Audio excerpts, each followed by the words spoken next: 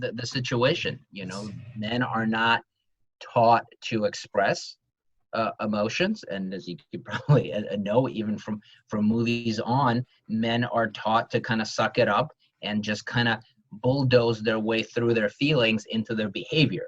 Right? A big part of therapy, at least a big part of cognitive behavioral therapy, is sort of try to bring to the surface and honor really three different parts of who we are: the physical body, and something that you probably know very, very much about. Also the emotional piece and the cognitive piece. They all play a role.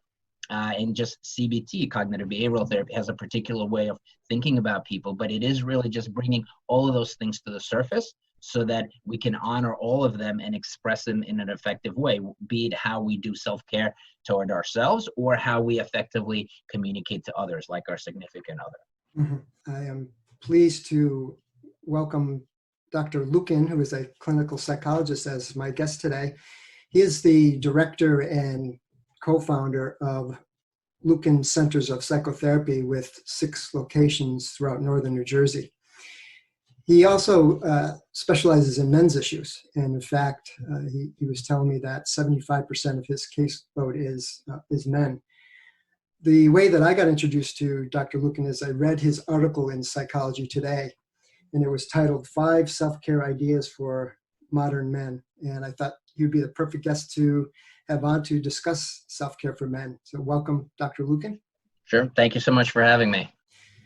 How did you become a specialist in men's issues, or how did that evolve, kind of naturally evolve, or did you go into your practice thinking I'm going to specialize in men's issues? Sure. I mean, during your doctoral career, typically you have experiences with all sorts of different ranges and genders, including child, adolescent, adult, and couple. So honestly, I really didn't have a plan to specialize in men's issues.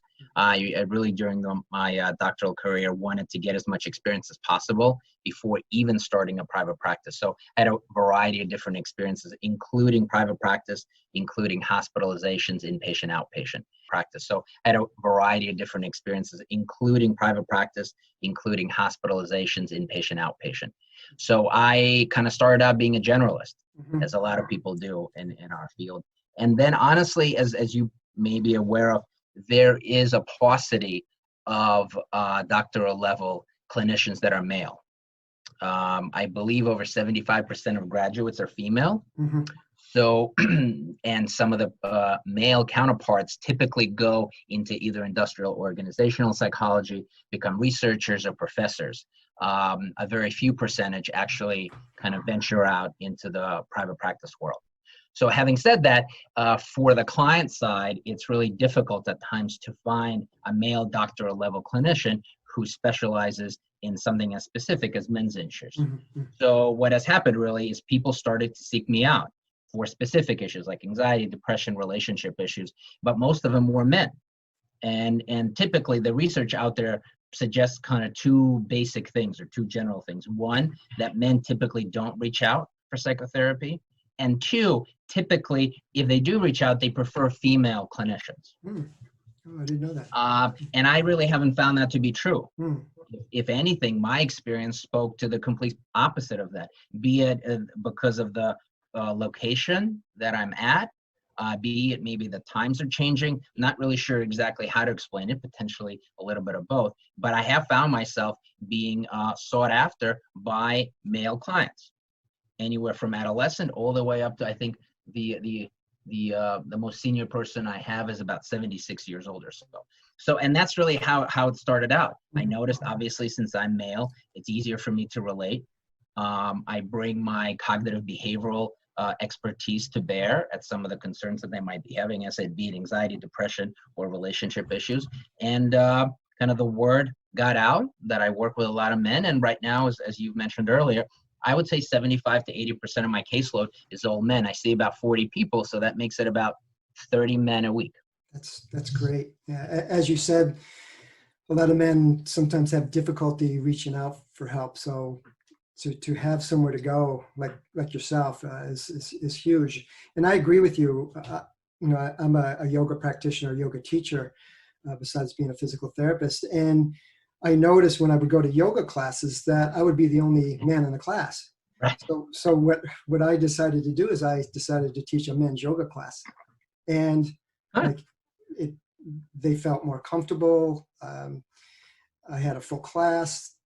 The men stuck with me, for years, and they absolutely loved it. So it's nice to see men finally sort of stepping out of their comfort zone and seeking help. Agreed very much. And just to kind of speak a little bit more about the practice, we now have about 10 clinicians, and 6 of them are men. That's great. So that really kind of hopefully fosters the reputation in our area that men are welcome and men are encouraged to seek help when they need to. As you probably know, substance abuse is higher in men. A lot of the anxiety and depression are being covered by other unproductive behaviors. So therefore, oftentimes people don't come in with saying stuff like I'm depressed or anxious, although that's more common than ever. Really, a lot of men come through kind of like an externalizing issue, like anger issue outbursts, potentially maybe some legal issues, drinking and driving, drugs, pornography, things like that. And then once we kind of begin to peel the onion, we begin to see that those are just some of the ways that some of the men are covering up some of the feelings that they're having, that maybe they were indoctrinated into believing they shouldn't express, or just finding unproductive ways how to cope. Yeah, that was my next question. Why is it that men have a difficult time reaching out for help? Is it socialization, the way we've been raised in our society, in our families? I think a big chunk of it is, especially somebody like your age and my age, where that's really been the situation.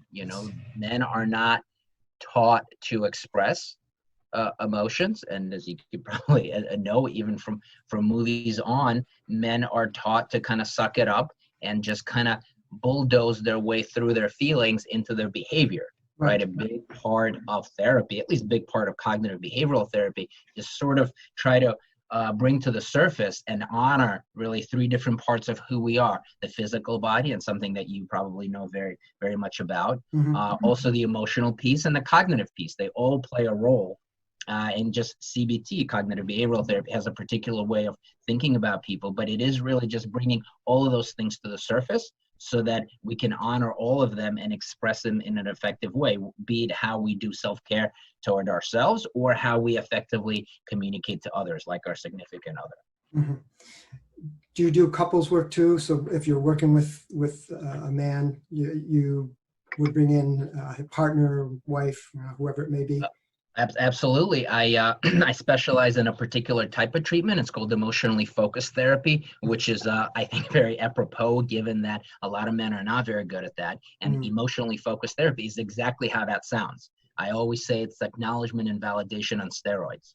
So all we do is we talk about how you feel, we talk about the emotional needs, we talk about how the partner could be meeting them in effective strategies and in effective ways. So this idea of bringing forth that other part of ourselves to our partner, at least during couples work, is of paramount importance. And paradoxically, one would think, to me, I've noticed there's a lot of strength when you can own how you feel and effectively organize it in your mind and effectively communicate it. It empowers an individual. Well, yeah, I agree. If we've been taught that being vulnerable, showing emotions, crying is a sign of weakness, and then you learn that actually it's a sign of strength, that could be empowering. Exactly. And what I've really noticed is that there's like kind of 2 pieces to it. It's feeling the emotion, but also organizing the experience. Because when emotion is powerful and raw and sort of unregulated, it potentially does cause issues. For instance, people who can't regulate how they feel are more likely to be impulsive, are more likely to have drug issues, alcohol issues, cutting, food issues, infidelity. So the idea is that we identify how we feel and we come up with strategies how to organize those experiences and how we regulate those experiences. And ultimately, if it's couples, then how do we communicate it? So that organization a lot of the men I work with really like, because they identify so much with their mind anyway. And if we could use some of the elements or some of the strengths in that part of themselves, and we could apply those strengths to this other experience, it's very empowering. Mm. Not only does it help with acknowledge the feelings, but also help to organize and express. And people, as I said, men, especially who identify with their cerebral parts of themselves, really like that approach. Mm. Click the link in the description to receive your free ultimate guide for men over 45, Unlocking the 10 Secrets to a Fulfilling Life. So I could see how this topic of self-care would be also so important for men, and you wrote an article about it. So let's talk a little bit more about that. How would you define self-care? In your article, you said it's not just doing something, but it's also a mindset. What did you mean by that? Yeah, I think maybe the one thing I want to highlight is what it isn't.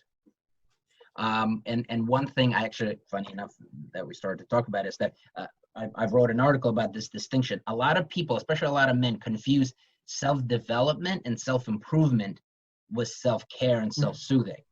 They feel like, especially during this coronavirus, that I have to be doing something. I have to maybe learn a language or improve this or improve that. And they somehow confuse that self-improvement is not necessarily self-care. Right. Learning could be self-care, but it could also be invariably very stressful and completely would go against what we're trying to do here. So first and foremost, I try to highlight those are two different things. Mm-hmm. You being ambitious at work is very different than self-care. Right.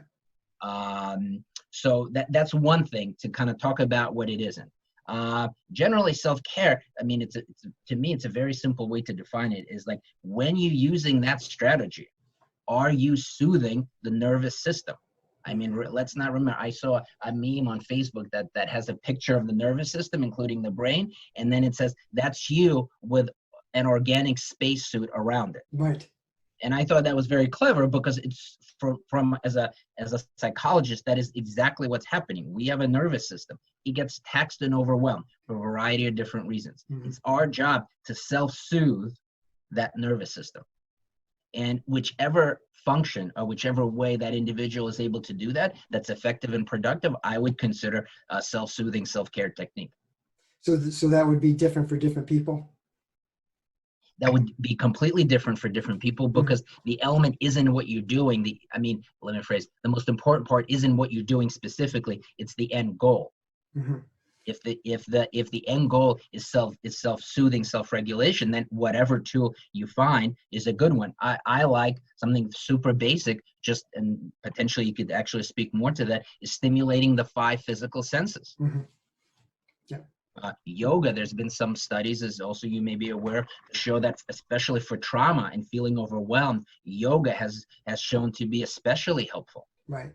Because it focuses on attention, maintaining attention, which by definition starts to kind of soothe and improve the person's emotional functioning. So, any effective stimulation of the 5 senses is a really great way to go. That does not mean you do your cliche bubble bath with candlelight, as most people would imagine. It is, however, noticing that 5 senses and the stimulation of the 5 senses in an effective way is soothing to the nervous system. And that's ultimately what we want. If you take a look at any addiction, it's exactly what's happening. The person is trying to soothe their nervous system, just doing it unproductively and ineffectively. Right. That, I would say, because I'm a little more holistic oriented, sugar would be another addictive substance that people use. Caffeine is another. Sure. Obviously, caffeine is a stimulant, right? Mm-hmm. Sugar has been linked to inflammation. Mm-hmm. So there's definitely elements. So if your body is inflamed, it's stressed. If it's stressed, you're more likely to perceive stress, right? Caffeine is a stimulant, right? Like if you're sensitive to that or drink a lot of it, you're probably going to be hyped up. So yeah, I would absolutely agree with it. Obviously, I'm a clinician or somebody who focuses primarily on emotions. Right. I could kind of give feedback from that point of view, but any improvement in an overall physical health will significantly improve your mental health and your emotional health. And although when I was younger, I was thinking going whether the medical route or the psychological route, the more and more that I'm in this field, the more I see two marrying each other really, really nicely. Absolutely. I mean, there's a movement to have mental health professionals as a part of primary care. Right. There's a push in the future, for instance, when you go for your wellness visit, for example, you would have maybe 20-30 minutes with your MD, and you have 20-30 minutes with a mental health specialist, right? Just to kind of bring it holistically into integrated, it's called integrated primary care, just to bring those two worlds more and more together. In your article, you talk about making time for yourself, which you've discussed already, engaging with others, and men in friendship. That's a whole nother discussion we could have, because you also wrote an article about that. Right. Maybe at some time we can have another interview and talk about that. And also, you wrote an article about raising healthy boys. I think that would be another great topic. Embracing health, physical and mental, and under that I would put the yoga, exercise, nutrition. Absolutely. Find passion. So something that makes you feel good. That's it's three big pillars that I think about for healthy self-esteem, especially as it comes to my work with men, is highlighting three pillars, if you will. You want to have self-mastery, meaning literally you're good at something and you feel good about that. You allow yourself to have joyful activities in your life, and you have effective, fulfilling relationships. So those are typically individuals who have fulfilling lives, and those three big elements to their experience typically do better. So I always give an example of the quintessential prototypical, if you will, golfing with your friends during, let's say, during a business meeting or something like that. It may seem like business as usual, but if you look at it from a clinical point of view, there's actually those three things that are present. You self-mastery, if you're conducting some business, you're enjoying yourself, and you're connecting with other men, right? Like, so if you really put it together from a clinical point of view, that experience in itself typically is very fulfilling, because you're actually hitting the three most important parts to good self-concept. Awesome. And then lastly was the knowing the signs of burnout. What are the signs of burnout? The signs of burnout, again, for men, typically they fall within at least the men that I see here, substance abuse. Substance abuse typically is the doorway to how I know an individual is likely burnt out. I would probably say any externalizing behavior, be it, some men attend strip clubs, other men develop, in this area at least, a cocaine issue, infidelity, right? So those typically signs of I'm overwhelmed, I don't know how to cope, and I need to pull something in that's a much more powerful, intense experience in the moment, such as the ones that I just mentioned. So typically I see a lot of that. Right. So, and also probably anger management, violence, things like that. Anger management as well as too. The individuals that I typically see, because they hold, sometimes higher positions at corporate America, they're really not allowed to develop like an anger issue, because they will be kind of let go very quickly. But I've noticed that a lot at a particular level, alcohol abuse is I don't want to say allowed or encouraged, but I'm going to say look the other way. More acceptable. And even if it's like inebriation at work, or not completing tasks, as long as the individual overall functions at work, that is dismissed, overlooked. So therefore, that problem typically gets bigger and bigger and bigger. If someone wanted to reach out to you to ask you more questions, I'm sure during this whole pandemic that we went through that you were doing a lot more therapy, either by phone or by Zoom. So you could potentially see people from all over the country. So if someone Absolutely. if they wanted to get in touch with you, how could they do so?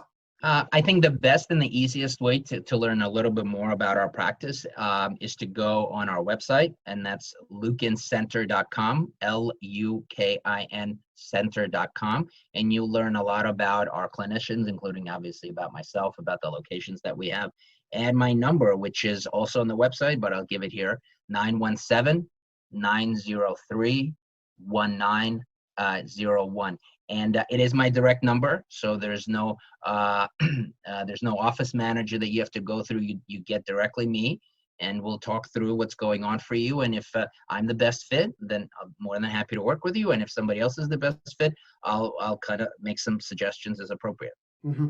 And I'll post a link to your website on my Excellent. social Thank media you. platforms. Well, Thank you. again, Dr. Lukin, I appreciate your time today, and very informative, very important for men to seek help when they need it, and to take care of themselves. If you like that video, check out my other video on men and mental health.